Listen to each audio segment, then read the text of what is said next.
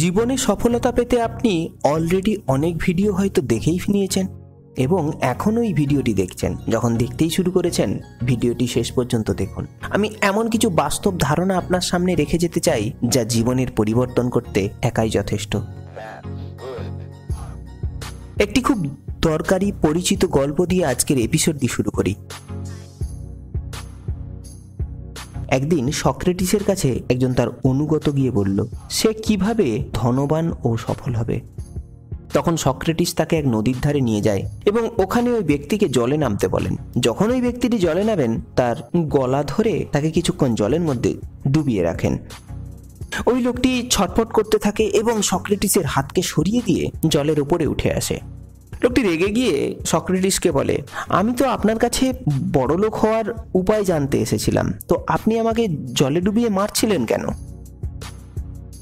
তখন সক্রেটিস বললেন, আমি তোমায় জলে ডুবিয়ে মারছিলাম না, আমি তোমায় বোঝাতে চাইছিলাম সফলতার প্রকৃত গোপন কৌশল কোনটি। লোকটি খুবই অবাক হয়ে যায়। তখন সক্রেটিস বলেন, আচ্ছা বলো তো, যখন তুমি জলে ডুবেছিলে তখন তোমার কি মনে হচ্ছিল?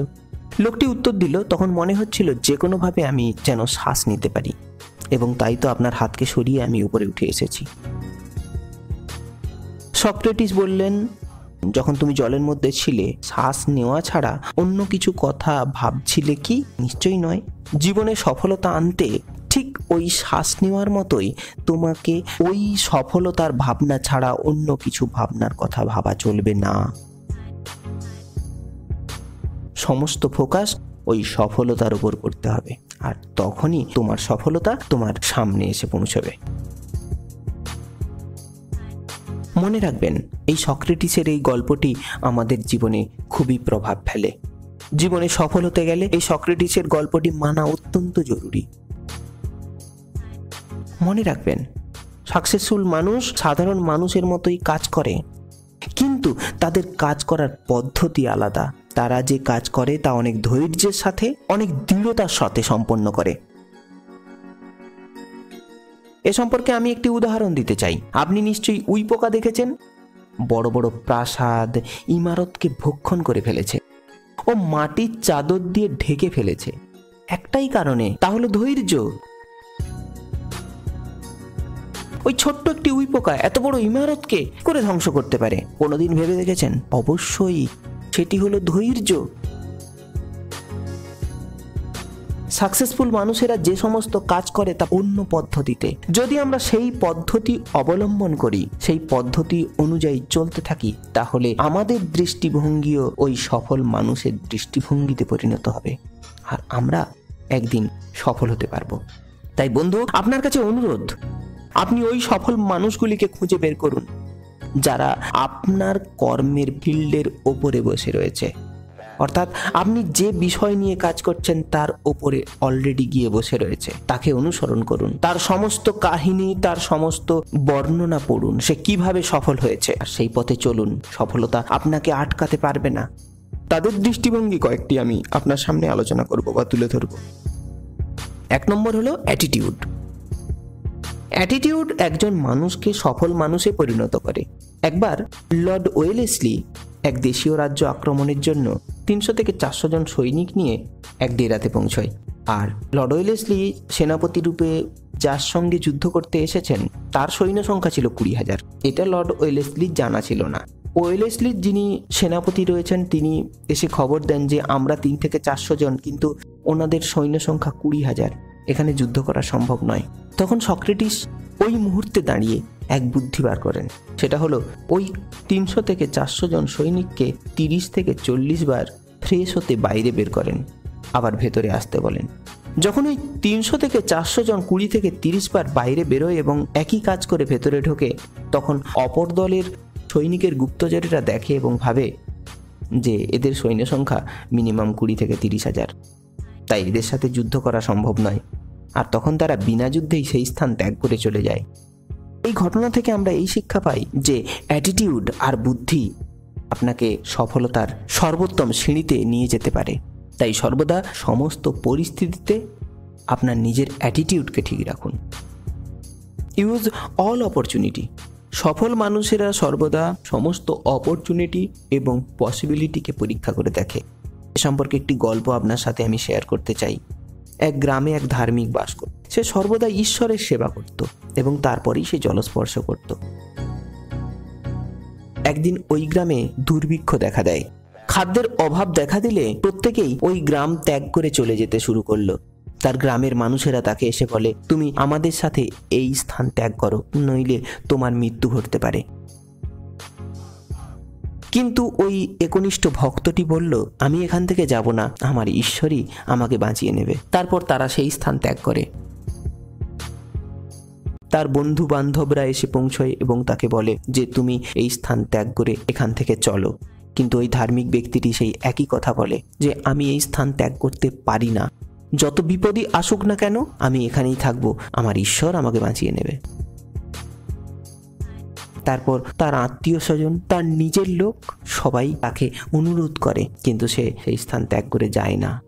তারপর যখন সকলে এসে সেই স্থান ত্যাগ করে চলে গেছে, তখন লাস্ট একদল পথিক রাস্তা দিয়ে যায় এবং তারাই ছিল ওখানকার শেষ যাত্রী, যারা ওই গ্রাম ত্যাগ করে অন্য শহরে চলে যাচ্ছে। তারা ওই ব্যক্তিকে দেখে তার সামনে আসে এবং বলে যে বন্ধু, তুমি এখান থেকে চলো, এখানে কেউ নেই, তোমার মৃত্যু ঘটবে। কিন্তু ওই ব্যক্তির একই কথা যে আমি যে প্রভুর সেবা করি সেই আমাকে উদ্ধার করবে। তারাও সেই স্থান ত্যাগ করে চলে যায়। কিন্তু তারপর ওই ব্যক্তিটি না খেতে পেয়ে প্রাণ ত্যাগ করে। সে যখন ঈশ্বরের কাছে যায় তখন সে ঈশ্বরকে জিজ্ঞাসা করে, আমি তো আপনার একনিষ্ঠ ভক্ত, আমি আপনার সারা জীবন সেবা করে এসেছি, তাহলে আমার বিপদের দিনে আপনি আমায় বাঁচালেন না কেন? তখন ঈশ্বর বলে, ওরে মূর্খ, তোর আত্মীয়রা, বন্ধু বান্ধবেরা, ওই পথিক দলেরা, এরা কে ছিল? এদেরকে কে পাঠিয়েছিল? মনে রাখবে, আমি তো তোমার সামনে অপরচুনিটি পাঠিয়েছি, কিন্তু তুমি সেটা চিনতে পারোনি, সেটা তোমার দোষ।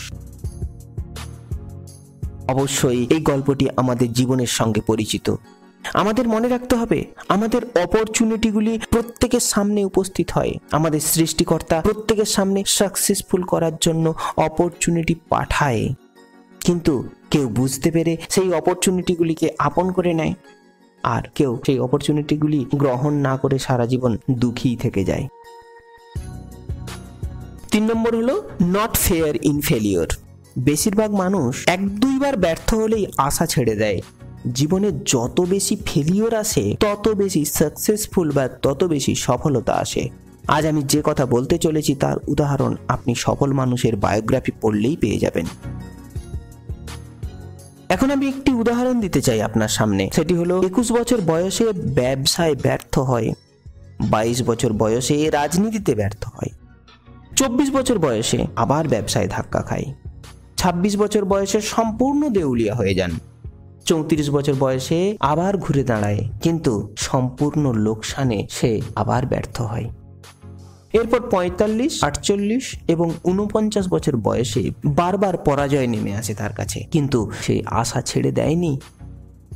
যখন 52 বছর বয়স আবার ইলেকশন লড়েন এবং আমেরিকার প্রেসিডেন্টের পদে উন্নীত হন। সে আর কেউ নয়, তার নাম হলো আব্রাহাম লিঙ্কন, যাকে আমেরিকার শ্রেষ্ঠ রাষ্ট্রপতি হিসেবে মানা হয়। আলিবাবার ফাউন্ডার জ্যাকমার নাম তো আমরা প্রত্যেকেই জানি। ব্যর্থতা, শুধু ব্যর্থতা, শুধু ব্যর্থতা, কিন্তু তারপর তিনি সফল হয়েছিলেন। এরকম অনেক অসফল ব্যক্তির কথা আমরা জানি, যারা ভেঙে না পড়ে জীবনে নিজেদের কাজে ফোকাস রেখেছিলেন এবং জীবনে সফল হয়েছিলেন। তাই বন্ধু, যদি আপনি ব্যর্থ হন, যদি আপনি ভেঙে পড়েন, তাহলে সাবধান, আপনি নিজেকে নিজে ব্যর্থ মেনে নেবেন না। নাগরদোলার যেমন ওপরে যায় তেমনি নিচে আসে। যদি আপনি নিচে থাকেন অর্থাৎ ব্যর্থ হন, মনে রাখবেন ওই ব্যর্থতার পরেই আপনার সফলতা আসবে। রাত্রির পরে দিন আসে। যদি আপনার জীবনে ব্যর্থ হয় অর্থাৎ রাত্রির কালো ছায়া নেমে আসে, তাহলে বুঝবেন রাত্রি নয়, এই রাত্রির পরেই অপেক্ষা করছে একটি সুন্দর সোনালী দিন। তাই জীবনে নিজেকে পরাজিত সৈনিক রূপে মেনে নেবেন না। চেষ্টা করুন বন্ধু, আপনি হবেন। এবার বলি, যদি নিজেকে একজন সফল মানুষে পরিণত করতে চান তাহলে আপনি আপনার নিজেকে বিশ্বাস করুন। আর আপনার সঙ্গে তো আমরা রয়েইছি। আমি রাজকুমার আপনার সঙ্গে সর্বদা থাকব। আপনি আমার চ্যানেলটি সাবস্ক্রাইব করে রাখুন। আপনি এই মোটিভেশনাল ভিডিওগুলি প্রতিদিন দেখতে থাকুন। আপনার জীবনে চ্যালেঞ্জ নিতে কোনো অসুবিধাই হবে না। আজ এখানেই শেষ করলাম। যদি আপনার এই ভিডিওটি থেকে সামান্য লাভ হয়ে থাকে, আমি আমার কষ্টকে সার্থক বলে মনে করব। যদি ভিডিওটি ভালো লেগে থাকে তাহলে আপনার বন্ধু বান্ধব আত্মীয় স্বজনকে শেয়ার করুন, যাতে এখান থেকে তাদেরও উপকার হয়। আজ এখানেই শেষ করলাম। এতক্ষণ সময় দিয়ে ভিডিওটি দেখার জন্য এবং শোনার জন্য অসংখ্য ধন্যবাদ।